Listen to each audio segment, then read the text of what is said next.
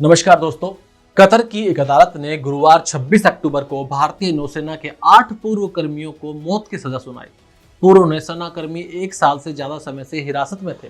Qatar की खुफिया सेवा ने पिछले साल अगस्त में 8 लोगों को हिरासत में लिया था।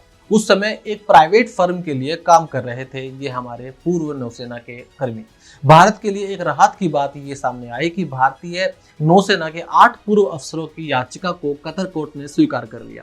कतर की कोर्ट जल्द ही उनकी अपील पर सुनवाई कर सकती है। देखिए, कतर की एक अदालत ने भारतीय नौसेना के पूर्व अधिकारियों को जिस तरह से मौत की सजा सुनाई थी वह पहले ही सवालों के घेरे में थी।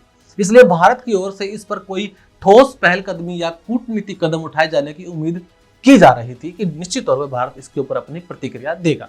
अपने नागरिकों पर किसी अन्य देश में कानूनी कार्रवाई पर अपना रुख तय करना किसी भी देश का अधिकार होता है।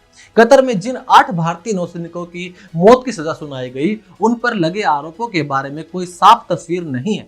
फिर अगर वहां की कोई कानून व्यवस्था अपनी कसौटियों को लागू करती है तो यह देखने की जरूरत है कि क्या मौत की सजा के अलावा अन्य कोई विकल्प मौजूद नहीं है।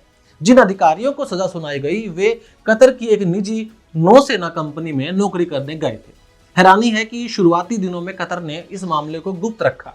हालांकि इससे संबंधित खबरों में से यह बताया गया कि पकड़े गए अधिकारी इजराइल के लिए कतर की पनडुब्बी परियोजना की जासूसी कर रहे थे। मगर इस मसले पर जिस तरह की गोपनीयता बनाए रखी गई और पारदर्शिता का ख्याल नहीं रखा गया उससे उसके औचित्य को लेकर सवाल उठ रहे हैं।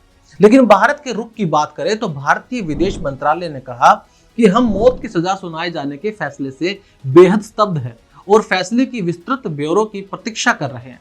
हम परिवार के सदस्यों और कानूनी दल के संपर्क में हैं। हम सभी कानूनी विकल्पों पर विचार कर रहे हैं। हम सभी तरह के राजनयिक और कानूनी सहायता देना जारी रखेंगे। हम फैसले को लेकर कतर के अधिकारियों के समक्ष सवाल भी उठाएंगे। ऐसे मामलों में आरोप के समांतर अंतर्राष्ट्रीय कूटनीति समीकरण के भी अपने तगाजे होते हैं, उनके महत्व होते हैं। अगर कतर की अदालत में इस मसले पर पुनर्विचार किया गया और अधिकारियों की मौत की सजा को लेकर नरमी दिखाई गई तो उनका अपना महत्व होना लाजमी है। अन्यथा इसके बाद भारत के पास अंतर्राष्ट्रीय अदालत में अपना पक्ष रखने का विकल्प तो बचा ही हुआ है। लेकिन भारत चाहेगा कि इस पूरे मुद्दे पर वो अपना डिप्लोमेटिक रिश्ता और रास्ता अपनाए, क्योंकि कतर के साथ भारत के बहुत ही ज्यादा गहरे संबंध है। न सिर्फ कतर के साथ, भारत के तो तमाम मिडिल ईस्ट और अरब देशों के साथ अच्छे संबंध है। तो हो सकता है लिहाजन इसका फर्क जो है दिखाई दे। आपको क्या लगता है कि भारत उन्हें घर ला पाएगा? क्या भारत अपने पूर्व नौसैनिक अधिकारियों को घर ला पाएगा? क्या इस पूरे मामले पर कतर कुछ छुपा रहा है? आप अपनी राय कमेंट बॉक्स में जरूर दीजिएगा। अब आपसे मिलते हैं अगली वीडियो में, तब तक के लिए बने रहिए मेरे साथ और अपना ख्याल रखिए। देखते रहिए क्लिक इंडिया। धन्यवाद।